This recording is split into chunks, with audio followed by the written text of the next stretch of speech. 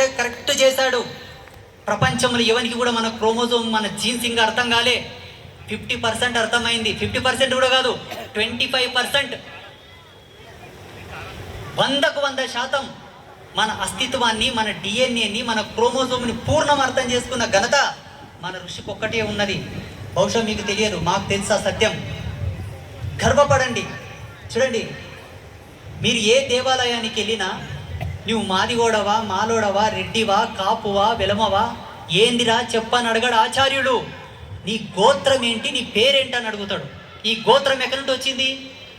గోమాత నుంచి వచ్చింది. పులి నుంచి రాలేదు నాయన, జింక నుంచి రాలేదు, పందుల నుంచి, గాడిదల నుంచి రాలేదు మీకు గోత్రం. గోమాత పుణ్యం నుంచి మన గోత్రం వచ్చింది. ఏమిటి గోత్రం అంటే?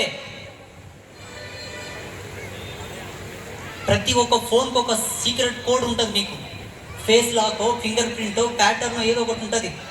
ఎవ్రీ సాఫ్ట్వేర్కి ఒక సీక్రెట్